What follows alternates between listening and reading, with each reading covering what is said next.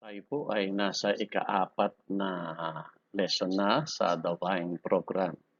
At ang pinakapaksa po natin is Growing in Jesus Christ. Ito po ay isinaayos ni Dr. Resty C. Esguera, Chairman and CEO ng Life Ministry. Ako po ang inyong lingkod, Bishop Elmer P. De la Peña, honorary degree, Doctor of Divinity and Doctor of Humanity. And the President of Life Ministry, Senior Pastor of Crossword Aliaga, Nueva Ecija. And member of SACOP, meaning Samahan ng Kristiyanong Obispo sa Pilipinas.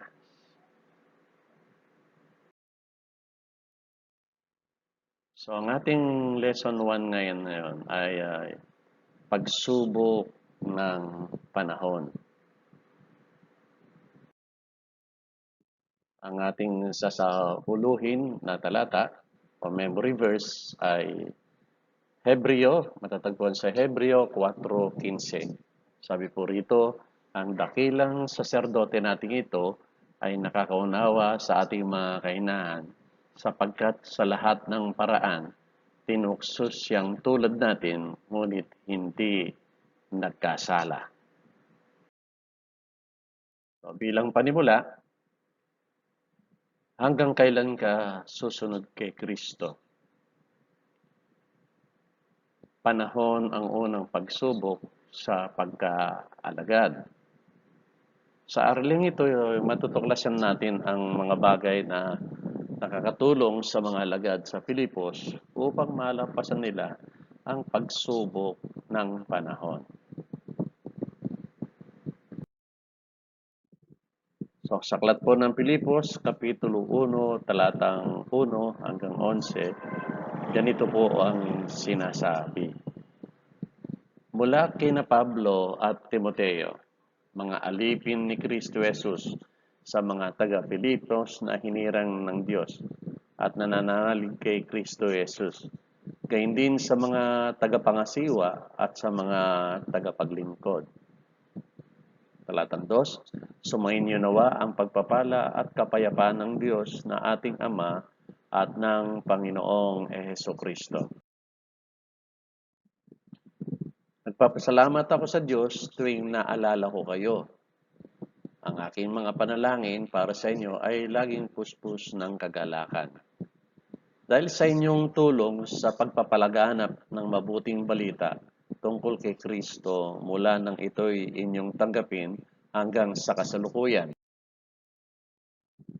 Tinitiyak ko sa inyong ang mabuting gawa na pinasimulan sa inyo ng Diyos ay kanyang lulubusin hanggang sa araw na pagbabalik ni Kristo Jesus. Verse 7, marapat lamang na pahalagaan ko kayo ng ganito sapagkat kayo'y mahal sa akin. Naging kahati ko kayo sa mga pagpapala ng Diyos noon pa nang ako'y nagtanggo at nagpapalaganap ng mabuting balita, maging ngayon nakabilanggo ako. Talatang 8 po, nalalaman ng Diyos na ang pananabi ko sa inyo ay kasing laki ng pagmamahal sa inyo ni Kristo Jesus. Talatang 9, dinadalaan ko sa Diyos na maghibayo ang inyong pag-ibig at makasangkapan ng malinaw ang pagkakilala at malawak na pagkaunawa. Sa talatang 10 po, upang mapili ninyo ang pinakamahalaga sa lahat ng bagay.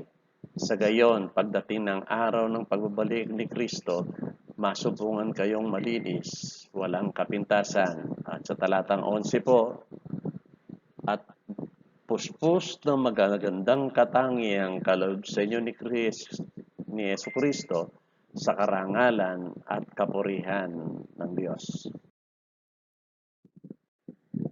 Ang unang araw ng Ebanghelyo sa Pilipos, sa talatang 3 ay mapapansin po natin, sabi po ni Apostol Pablo, nagpapasalamat ako sa Diyos tuwing naalala ko kayo. Alam niyo po itong sulat ng Pilipos ay isinulat po ito nung si Apostol po Pablo ay nakakulong. Ano po? Dalawang klase ang pagkakulong ni Apostol Pablo. Una, yung tinatawag na house arrest. Ano po. Pero itong sa Pilipos, nasa kulungan na talaga siya. Dati nung nasa house arrest lang siya, maraming dumadalaw sa kanya at talagang natutuwa siya at nagpapalakas ng loob sa kanya sapagkat ang mga kapatid ay dumadalaw at naalala niya. Kaya nung siya ay nasa kulungan na, ay naalala niya yung mga bagay na ginagawa sa kanya ng mga kapatid. Kaya ang sabi niya, nagpapasalamat ako sa Diyos tuwing na maalala ko kayo. Ang aking panalangin para sa inyo ay laging puspos ng kagalakan dahil sa inyong tulong sa pagpapalaganap ng mabuting balita tungkol kay Kristo mula nang ito inyong tanggapin hanggang sa kasalukuyan. So sa kabila ng pagkakulong ni Apostol Pablo, itong mga kapatid na ito na maging matatapat, na kahit nakabilanggo si Apostol Pablo, nandun po na talagang masipag sila sa pagpapalaganap ng mabuting balita, simula nung tanggapin nila ang Panginoong Kristo. Ito po ang responsibilidad ng bawat mananampalataya. Iniligtas tayo ng Panginoon, hindi lamang para maligtas tayo, mayroong layunin ng Diyos sa atin. At ang layunin ng Diyos sa atin ay tayo po ay maging bahagi, nagpapalaganap ng mabuting balita.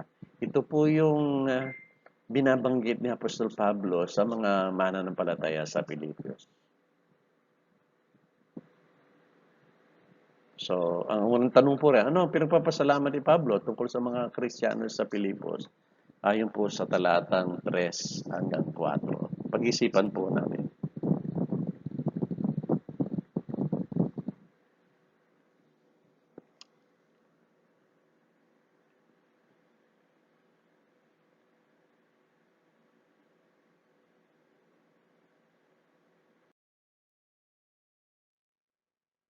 Tingnan po natin ngayon ang pasasalamat ni Pablo.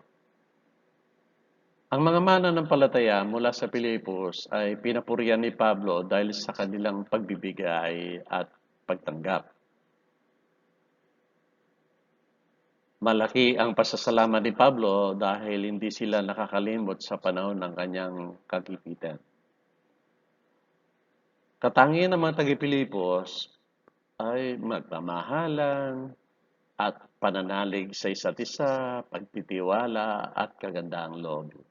Alam niyo po, si Apostol Pablo sabi ko nga po kanina, siya po ay nakakulong. Pero sa kabila ng kanyang pagkakulong ay talagang nandun ang mga kapatid, andun ang mga mananampalataya na talagang nagbibigay ng sigla, nagpapalakas sa kanya, at talaga po namang hindi siya pinababayaan. At sa panahon ng kagipitan, ito ang inaasahan ni Apostol Pablo. Kaya mapapansin po natin, sila po ay mapagbigay. Alam niyo po, sa mga susunod na mga kapitulo, makikita natin kung paano ang mga mananampalatayang ito ay talagang tumutulong kay Pablo at dumadalaw kay Pablo at hindi po nakakalimot si Pablo. Bakit po? Sapagkat sila po ay nagmamahalan, mayroong pananalig sa isa't isa, may pagtitiwala at mayroong magandang loob sa isa't isa. Tingnan po natin ngayon ang unang araw ng Ebanghelyo sa Pilipos. Paano napunta si Pablo sa Pilipos? Sa Gawa 16, talatang 9 hanggang 10. Ganito po sinasabi sa talatang 9. Kinagabihan, nagkaroon si Pablo ng isang pangitain. May isang lalaking taga-Macedonia, nakatayo at namamanik sa kanya. Tumawid po kayo rito sa Macedonia at tulungan ninyo kami. Pagkatapos ng pangitain ito'y gumayak kami agad sapagkat natunto namin kami tinatawag ng Diyos upang ipangaral sa Macedonia ang mabuting balita. So, mapapansin po natin na sa pamagitan ng isang pangitain, nangusap ang Diyos sa pamagitan ng pangitain na mayroong isang tao na humihingi ng tulong na kung maaari ay pumunta sa Macedonia, sina Apostol Pablo, at tulungan sila. Kaya nga po pagkatapos ng pangitan ito, gumaya kaagad siya ng Apostol Pablo at talagang alam nila na ito ay galing sa Diyos. Ito isang utos ng Diyos upang ipangaral sa Macedonia ang mabuting balita. Yan po yung dahilan kung bakit si Apostol Pablo ay napunta doon po sa Filipos. So, anong klaseng lugar ang Filipos? Sa Gawa 16, talatang 12, mababasa po natin. Mula rooy nagtungo kami sa Filipos, isang kolonyang Romano, at pangunahing lungsod sa dakong iyon ng Macedonia, na natili kami roon ng ilang araw. So ito pong Filipos na ito ay isa pong kolonya ng Romano. Ano po ibig sabihin? Ito po isa yung nasasakupan ng Roma, Roman Empire. Po. At ito po ay isang siyudad, isang lungsod sa dako ng Macedonia.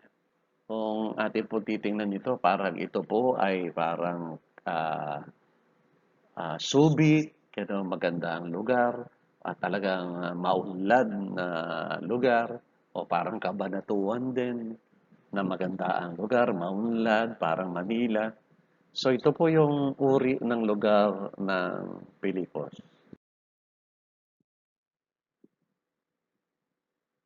Ang pagkakaroon ng dalawang citizenship ni Pablo ang maaaring nagudyok sa kanya na banggitin ang makalangit na pagkamamayan ng mga mananampalataya sa Pilipos.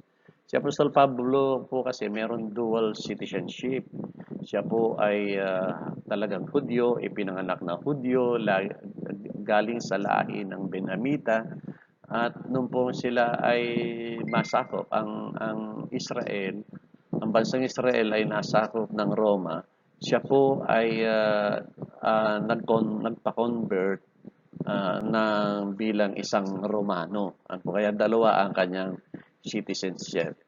Isa pong taal na talagang Hudyo at isang converted na Romano. Ito ay napasimulan ng isang panawagan mula sa Diyos na nakita ni Pablo mula sa isang pangitain. Saan nagsimulang makipagkilala si Pablo sa mga taga-bayan ng Pilipos? Sa Gawa 16:13, mababasa po natin ng ganito.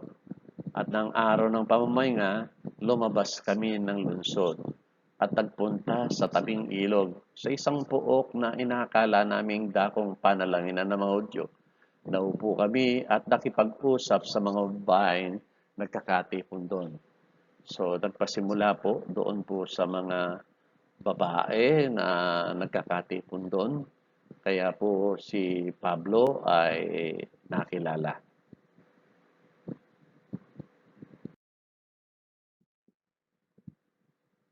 Ang bunga ng Ebanghelyo. Si Lydia ay isa sa mga unang mananampalataya. Anong mahalagang katotohanan ang napansin mo tungkol sa kanyang pagbabalik loob sa Diyos? Tingnan po natin ang Gawa 16, 14, 15. Sabi po rito, kabilang dito ang isang nagngangalang Lydia, taga Thyatira, at mga ngalakal na mga telang purpura. Siya'y may takot sa Diyos, binuksan ng Panginoon ang kanyang pag-iisip, at siya'y naniwala sa ipinangaral ni Pablo. Nagpabautismo siya at ang mga kasambahay niya. Pagkatapos, sinabi niya, kung itunuturing po ninyo akong tapat na lingkod ng Panginoon, doon na kayo tumuloy sa amin. Maigpit ang kanyang anyaya, kaya hindi namin napaintindihan. So, pansinin po natin, ito pong si Lydia ay tiga Thyatira na isang manglakal. Ibig sabihin, a businesswoman. Siya po ay nagtitinda ng mga mamahaling tela. At higit sa lahat, sabi po rito, siya ay may takot sa Diyos. At dahil po dito, binuksan ng Panginoon ang kanyang isip.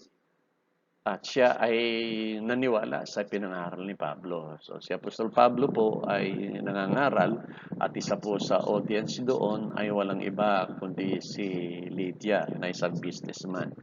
At maganda po dito kay Lydia, bagamat siya po ay isang businesswoman, siya po ay may takot sa Diyos. At dahil po may takot siya sa Diyos, ito po yung pagkakataon na kung saan ay binuksan ng Diyos ng Panginoon ng kanyang isip. Kaya nung mga haral si Apostol Pablo sa kanila, ito si Lydia po ay nanampalataya, naniwala doon sa sinasabi ni Apostol Pablo. At nung makatanggap siya sa Panginoon, siya po ay nagpabautismo kasama ng kanyang mga kasambahay. Siguro may asawa po ito, pati asawa niya ay nahikayat niya sa pananampalataya sa Panginoon, yung kanyang mga anak, yung kanyang mga kapatid, marahil maging kamag-anak. At isang mahalagang bagay na makikita natin dito kay Lydia, talagang mayroong pagmamahal sa lingkod ng Diyos, sa manggagawa ng Diyos. Kasi sabi po niya rito, kung itinuturo po ninyo akong tapat na lingkod ng Panginoon, doon na kayo tumuloy sa amin. So talagang siguro every time na pupunta si Apostol Pablo para mangaral, para mag-cell group o mag-Bible study, at malayo siguro yung kanilang tinutuluyan, kaya naisip nitong si Lydia na si Apostol Pablo, Apostol Pablo ay doon na tumuloy sa kanya. At matindi po, ano po, sabi po rito, mahigpit ang kanyang anyaya. Hindi lang basta parang pabalat bunga. Alam niyo, maraming mga Pilipino, minsan may mga tinatawag na pabalat na bunga. Halika rito, kumain ka. Pero totoo, hindi naman talaga nag-aanyaya. Kumbaga sa ano, pabalat bunga lang yun. Pero dito po, makikita natin na itong si Lydia, hindi po pabalat bunga. Bakit to? Kasi sabi po rito, maigpit ang kanyang anyaya, kaya hindi namin napaintindihan. Dahil po sa ganong panyaya, dahil po sa ganong matinding panyaya ni Lydia, itong si Apostol Pablo ay hindi po nakatanggi. Si Apostol Pablo po doon po tumuloy at talaga namang pinaglingkuran ni Lydia. Naalala ko po tuloy yung isang babae sa lumang tipan na kung saan nung yung lingkod ng Diyos si Prophet Elijah, no?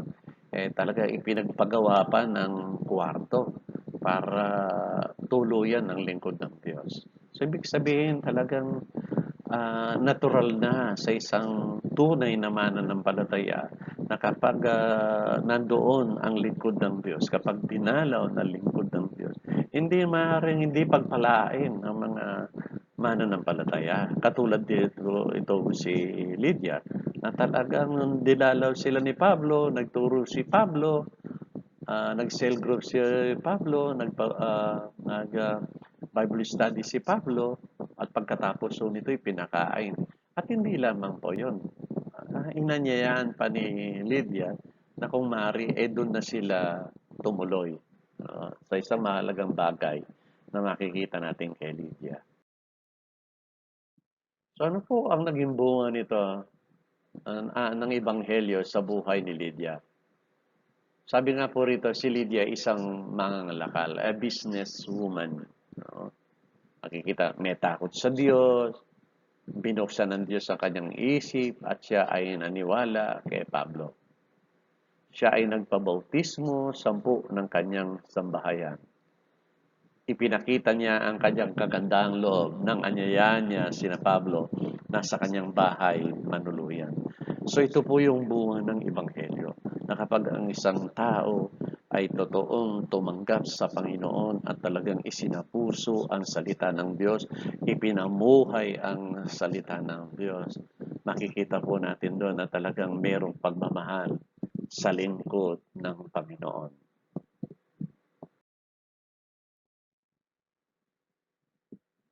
Ika-anim na tanong, ano ang nakita mong pagkakatulad o pagkakaiba ng iyong pagbabalik loob kumpara sa pagbabalik loob ni Lydia? So pag-isipan po natin to. Doon tayo po tumanggap sa Panginoon. ano po yung makikita natin sa ating sarili na pagkakatulad o pagkakaiba ng pagbabalik loob kumpara sa pagbabalik loob ni Lydia sa Panginoon.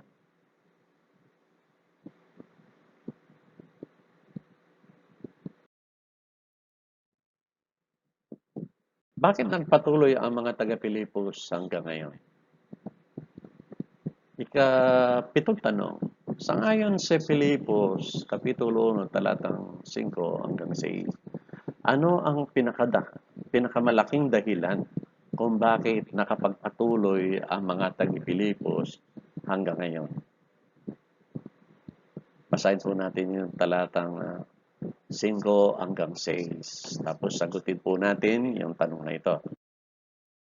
Sabi po rito, dahil sa inyong tulong sa pagpapalaganap ng mabuting balita tungkol kay Kristo, mula nang ito'y inyong tanggapin hanggang sa kasalukuyan, tinitiyak ko sa inyong ang mabuting gawa na pinasimulan sa inyo ng Diyos ay kanyang lulubusin hanggang sa araw na pagbabalik ni Kristo. So, sagutin po natin yung ikapitong tanong.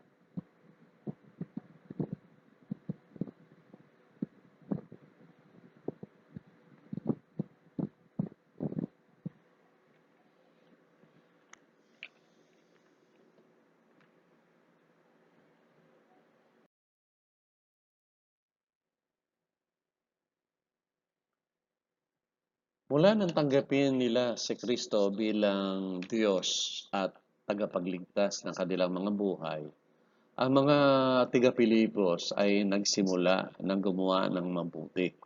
Ayon po sa Efeso Kapitulo 2, talatang 10. Tinitiyak sa kanila ni Pablo na ang mabuting gawa na pinasimulan sa kanila ng Diyos ay kanyang lulubusin hanggang sa araw ng pagbabalik ni Kristo. So kung ano po yung pinasimulan sa kanila ng Diyos, lulubusin din ng Diyos hanggang sa araw ng pagbabalik ng Panginoong Jesucristo.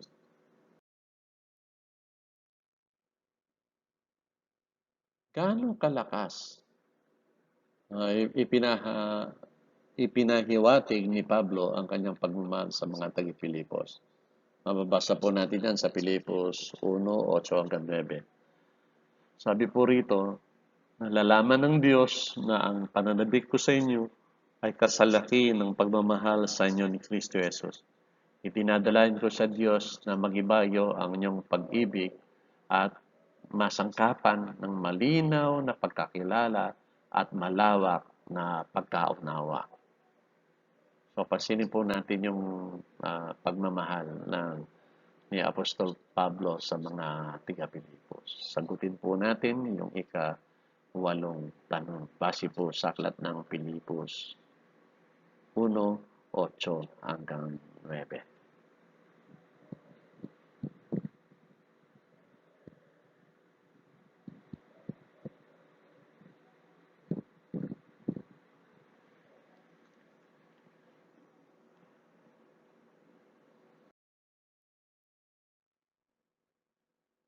Ikasyam na tanong, sa iyong palagay, paano sila naantig dito?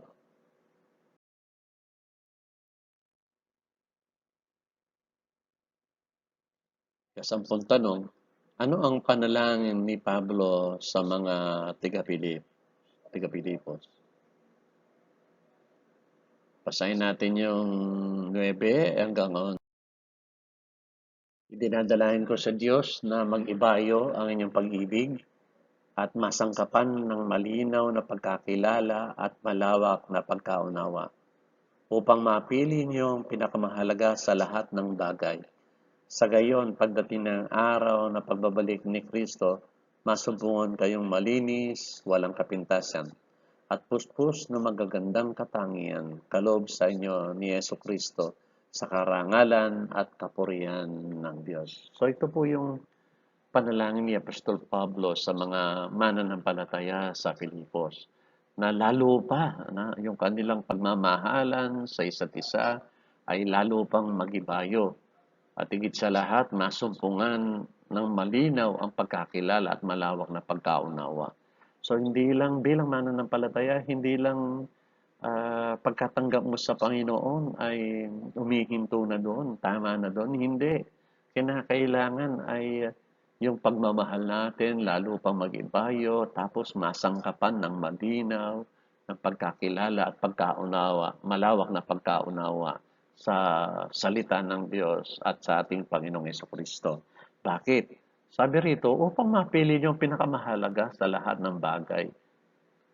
Kasi kung tayo po ay ginagabayan ng Banal na Espiritu at talagang nandun ang ating pagnanasa na tayo po ay lumago sa pagkakilala sa iyo. So alam na po natin kung ano ang ating mga bagay na dapat na pinapahalagahan.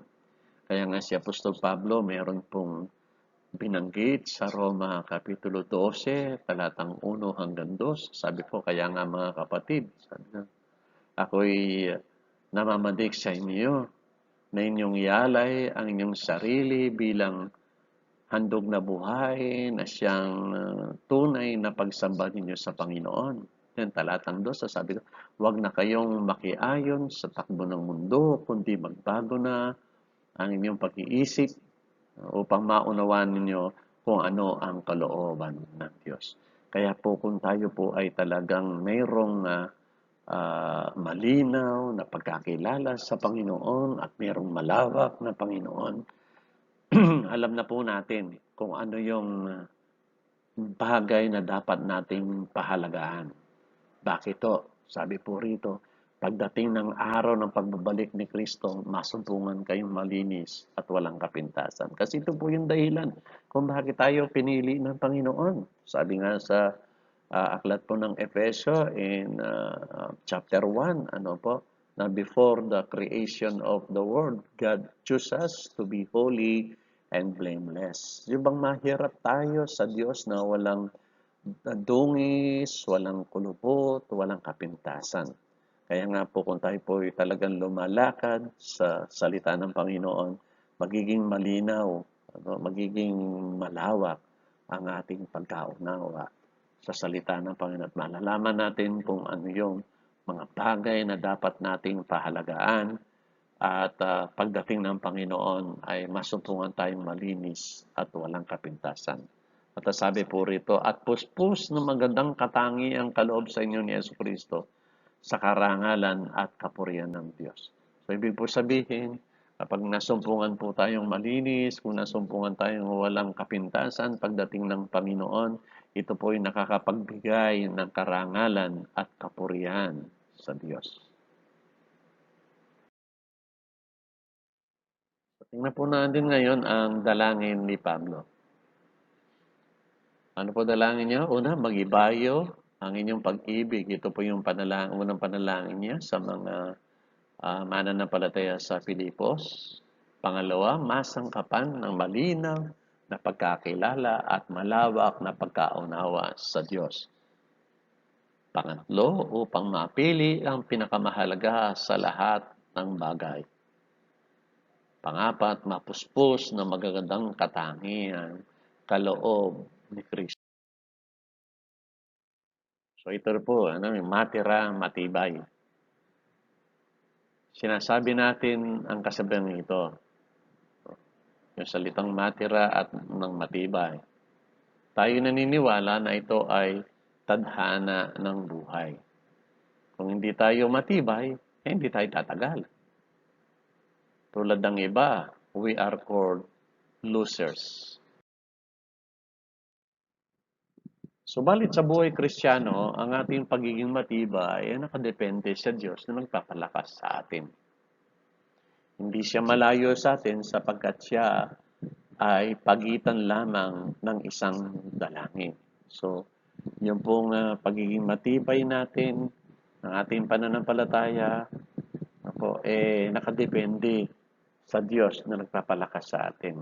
Tulad po na nangyayari ito sa ating sitwasyon, sa ating bansa, hindi lang sa ating bansa, kundi sa buong mundo, na talaga namang dahil sa pandemic na ito, dahil sa COVID-19 na ito, halos nakontrol ang lahat ng mga bagay, ang negosyo, ang simbahan, ang ekonomiya, po at talagang marami ng mga taong ah, talagang nakikiusap na kung maaari makapagtrabaho na dahil isipin nyo, mahigit 2 buwan na nararanasan itong pandemic na ito. At maging yung tulong naman ng gobyerno hindi sapat sa mga pangangailangan. Pati yung mga relief hindi pangangailangan. Kaya sa panahon natin ngayon, ang talagang maaasahan lang natin ang Diyos. Wala na pong iba. Kaya yung pong tibay ng ating pananampalataya ay nakadepende sa Diyos na nagpapalakas sa atin. Hindi naman siya malayo sa atin sapagkat siya ay pagitan lamang ng isang panalangin.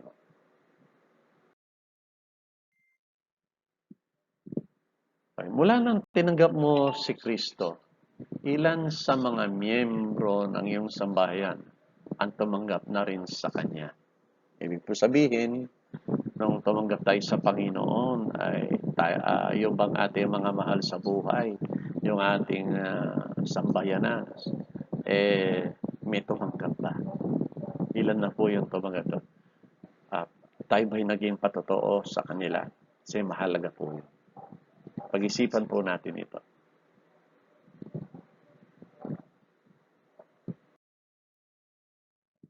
Pangalawang tanong, ano ang binabalak mong gawin doon sa mga miyembro ng iyong sambahayan na hindi tumatanggap kay Kristo? So kung ikaw ay mananampalataya, ilan na ang tumanggap sa Panginoon? Ngayon naman, sa mga hindi tumanggap, ano ang binabalak mong gawin doon sa mga miyembro ng iyong sambahayan na hindi pa tumatanggap kay Kristo? So maraming pong salamat. Ito po yung ating paksa sa araw na ito. Pagpalain po tayo ng Panginoon.